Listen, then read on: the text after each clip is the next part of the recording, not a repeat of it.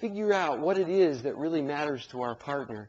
What is it that feels loving to him or her? Because very often we just start showing love in the way we like to be loved. And almost inevitably, that's not the way our partner prefers to be loved. To be effective in a relationship, we have to adapt ourselves and even adapt our message to our partner. That can take some real effort. There are a couple of books we would recommend related to this idea, and we've recommended several times 7 Principles for Making Marriage Work. If you're going to read just one book, it may be one of the best.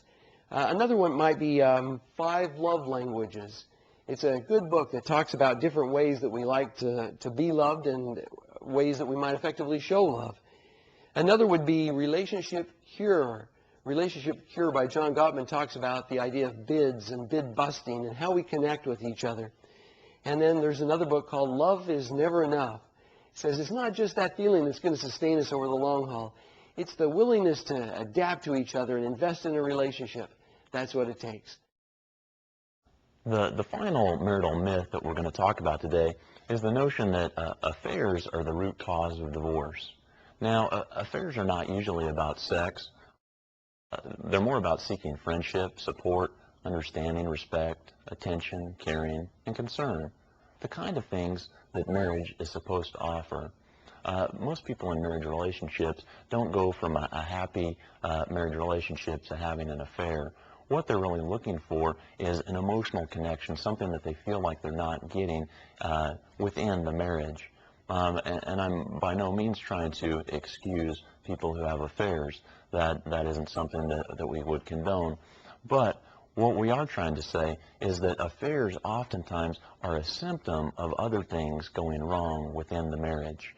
And there are several reasons for this. A great book that I would turn you to is called Not Just Friends, written by Shirley Glass. Now, Shirley Glass spent her entire career researching infidelity.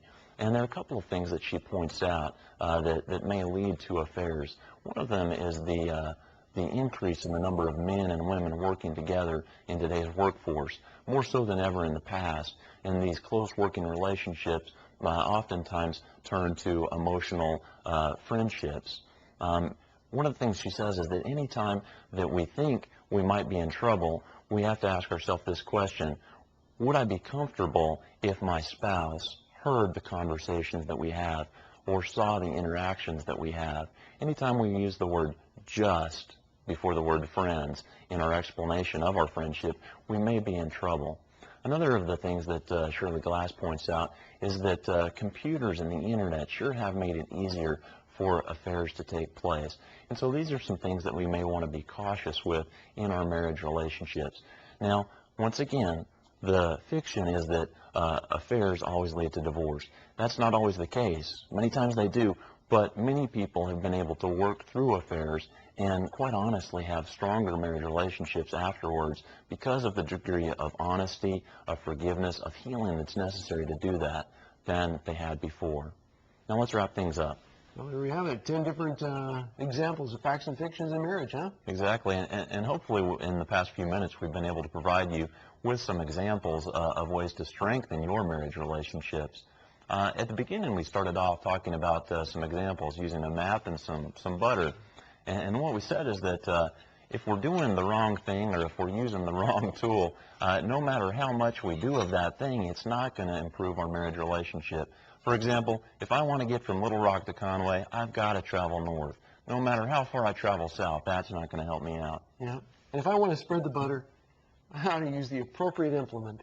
So rather than do the wrong things and wonder why we're not getting good results, maybe we ought to try some new tools. Isn't that what we're recommending? Absolutely. Yeah. And of course, along with these facts and fictions, what we've tried to do, James and I have tried to create a resource that can be helpful to people, a curriculum. This is the folder, The Marriage Garden, and it summarizes 6 key principles. And then on our website, there are a lot of lesson guides to give people more depth on each of those, aren't there? Absolutely.